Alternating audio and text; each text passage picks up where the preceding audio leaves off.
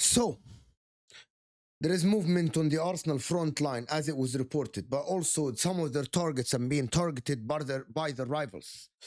This is Footy Judgmo. If you're new here, make sure to hit that like button. If you're here on this video, it helps the channel massively. Subscribe if you're new. We're very close to 40,000 subscribers. So if you're new here, make sure to subscribe to help the channel. Liking the video, which looks like thumbs up underneath. It helps the video move to new viewers and we get new subscribers. And also turning on the notification bell will actually let you know when we go live, because we do daily live shows. So make sure to hit that like button. And also you leave a comment below with the question that I'm asking throughout this video. But all I have to say is that there are a lot of uncertainty about Arsenal's window currently. Is Trossard leaving? Is Martinelli leaving? Are they going to be able to bring Eze? So we woke up yesterday, hours, depending on when are you watching this video. And it looks like Spurs have inquired about Eze, of course, because of the unfortunate injury for James Maddison, their main number 10 in the team. And now they go to Eze and they try to sign Eze. There are talks that actually Spurs are ready to trigger the deal. They're ready to actually pay the money. Probably not the money that Crystal Palace are asking for, because Crystal Palace still, until the league start on August 15th, there is a £68 million release clause. So probably teams are waiting for after this. But where do Arsenal come in here? And that is one of the things, like, because we have been hearing all summer about Arsenal interest in Eze, Ben Jacobs, Fabrizio Romano, David Ornstein, all of them are telling us that Arsenal interest in Eze is different than the winger. They want Eze to be in the middle. They want Eze to be the creative, of course, with Martin Odegaard. And there was the talks about, can Eze play Arsenal? I'm gonna ask you guys a simple question. It's the first question on this video, and I want an answer here. Do you think that Eze should be brought to the club regardless of where he's gonna play? Just as a player, as a 10, as a left winger, do you think he should be just brought to the team as a player and then they figure it out from there? He's not that expensive. If they can get it for £55 million, that is not that much expensive. That is not as expensive. If you compare him to Anoni Madueke, who the package was 52 million, if Eze's package is 55, that is a steal. I know that people talk about the age, but Arsenal need not to think about the age. Arsenal need to think about next season or the season after, not 5 years from now. I know that clubs don't think this way, but Mikel Arteta has been at the club for 5 years. He's going on 6 years. So he needs to start having the team that is winning instead of developing players. And as it's reported in front of you by Ed Aarons, a lot of people have said that Spurs will beat Arsenal to the signing of Eze, but I'm just going to say this. We have known for the longest that he's a big fan of Arsenal, that Eze is an Arsenal fan. He was released by them and his dream is to play for them. So Arsenal can go and try to actually convince him about this. Is Arsenal project the right one for him? There are people that are telling us that he should join Spurs to get more game time in a World Cup here. There is enough games at both clubs for Eze to start. There are enough games at Arsenal that play in the Champions League, as much as Spurs play in the Champions League, that for him to join Arsenal.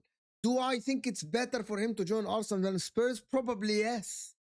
Because the likelihood of Arsenal finishing in the top 4 and being in the spotlight more often than Spurs is true. Yeah, we know that back in the days when Spurs were finishing ahead of Arsenal and Spurs were like reaching Champions League at that time, maybe Spurs were more in the spotlight. Spurs under Thomas Frank, this is the new manager. There won't be pressure at the players. So this is a developing team, Spurs. And I like Spurs, to be honest, in terms of like Thomas Frank is a new manager, is a good manager. But if you're asking me for Eze, if he wants to actually play at the team that will play, who's more likely to reach the latter stages of the Champions League? Your answer is Arsenal. Who's more likely to be challenging for the league? The answer is Arsenal. With Eze, I'm not saying that Spurs will not challenge in the next 2-3 years. I'm not saying that. I'm not denying that they challenged before and they reached the Champions League final.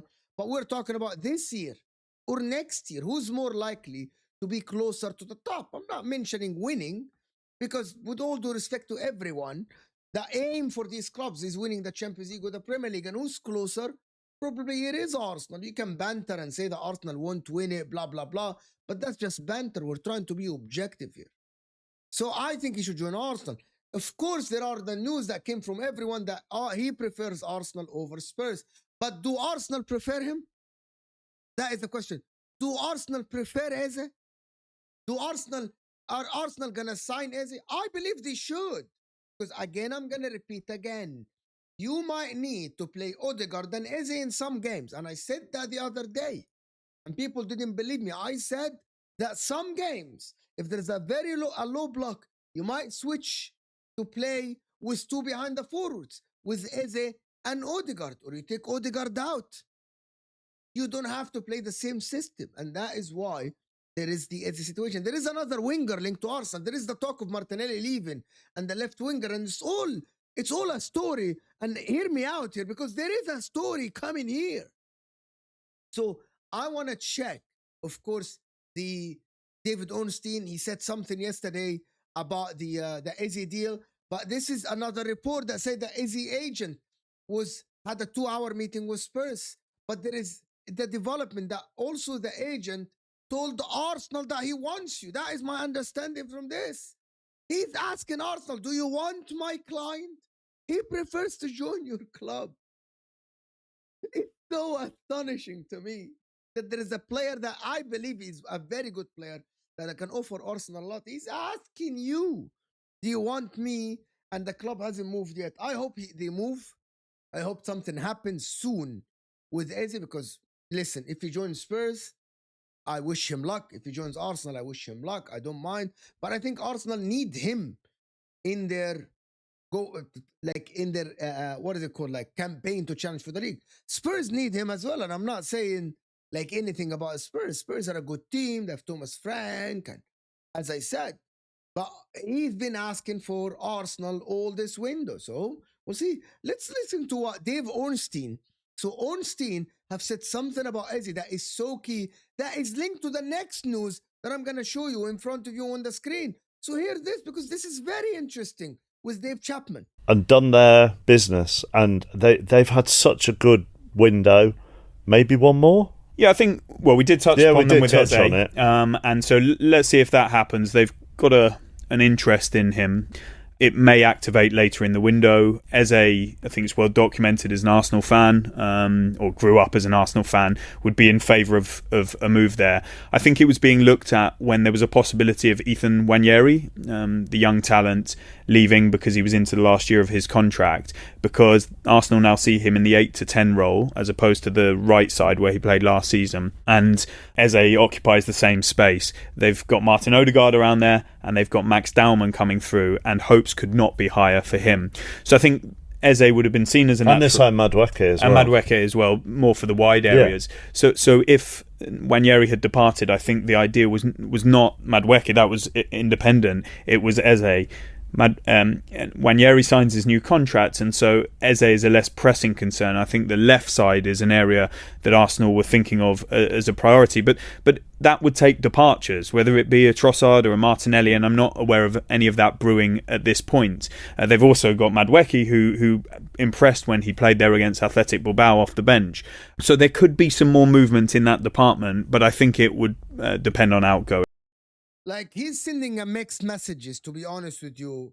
Like, I think what he's saying is Eze will not join Arsenal unless they sell somebody on the left. And even though he's selling me, like he's telling us, that Arsenal maybe would look at him as a left winger and they are set in the midfield because Nwaneri is there. Listen, as good as Nwaneri, you're an Arsenal fan and you let me know. As good as Nwaneri, do you want Arsenal to go next season relying on Odegaard and Nwaneri as their creative players only, or do you think they should sign Eze? I think Arsenal are putting themselves here in a place where, like, they are valuing and they are prioritizing developing players like Nwaneri, like Max Dowman, over immediate winning. And that is the concern for me. And you let me know if I'm wrong. Let me know in the comment section. I would rather him signing Eze, maybe play Nwaneri here and there, and maybe play Eze on the left side sometimes. There is enough games for everyone to get minutes. And Wanene doesn't have to be getting a lot of minutes. He can develop, he can get like 10, 15 games a season. Like that is not even a start off the bench. For me, if Arsenal are looking for departures first before signing a player like Eze, because they sign a Madueke, that is, I think it's the wrong approach. Because I believe that Eze on the sides is better than Madueke. Madueke can prove me wrong, but currently it is better than Madueke. I don't know what was the rush of signing Madueke. But the story continues because there is another winger that Arsenal might target apart from Eze, which actually suits what David Ornstein has said. He said that Eze is not a pressing matter and they might go for a winger, a flat out winger. And that is, but it's depending on the departure. And if you look at the Arsenal opener, the approach for Martinelli this summer, that is Miguel Delaney, right? So Delaney is saying that maybe Martinelli will go and that will open for another winger. I think they should sell Martinelli. If they get 40, 50 million pounds, Martinelli should be out of the door. I think he reached his ceiling. I don't think he's going to get anywhere. I think that was one season. He did well, and they tried for 2 seasons to actually get him back to his level. He is a limited footballer, Gabriel Martinelli. On that winger, he's a limited footballer. He's never going to reach the highs that Arsenal need to win the leagues or the Champions League. Yes, good player. I'm not saying he's rubbish. I'm just saying he has limitations, and we all know that, right? It's the same that a lot of other wingers, they have limitations. And that is Martinelli. But there are news that Arsenal, maybe not targeting Eze, they are targeting Malik Fofana, the young player at 20 years old. If you sell Martinelli and go get another project player on Malik Fofana, what is going on? This is confirmed news, by the way, that they actually asked about him, which actually it's paired with this news that Fofana is a hot commodity now, and now Arsenal are interested in another player to the layers of the saga, and now them and Liverpool were interested in him, but we don't know if Fofana is going to go to Arsenal, go to Liverpool, it is not going at all. But I'm going to tell you something. This guy, in all his career, I looked up his stats. I didn't watch a lot of him, so I don't know a lot about him. But that's at 20 years old. That at Lyon, he had 40-something games, scored 8 goals and 4 assists. Do Arsenal want to sign a player to develop again? Is that the goal for Arsenal this season? This season, especially now, for 50 million, you're going to go and try to sign a player that is still need to development? Is he going to be a bench player? Maybe. That's an unproven player. Arsenal are not in a place to try to develop players. They aren't. And that is what I think, and I'm not changing my opinion on this. They need to sign ready-made players tomorrow, especially for the places like they needed. Like a Gyökeres came in. Like a Zubamendi came in the midfield. If you're going to sell Martinelli and sign a winger, you need to get a ready-made winger. You actually signed Madueke and you are taking your chances on Madueke. Now you're going to take your chances on another winger. I think that is that is crazy. And if you disagree with me, let me know in the comment section. But that story of Eze is going to continue. If Arsenal don't move for him, I believe that Spurs will move for him and Spurs will get him. And now Arsenal going to sit there and say, oh, we got Madueke. If that is the reason why Arsenal are not going to get Madueke, I think it's actually crazy. Eze, because they signed Madueke, I think it's crazy. You guys let me know in the comment section what you guys think. If you're new here, hit that like button, subscribe to the channel if you're new, and I will see you guys soon.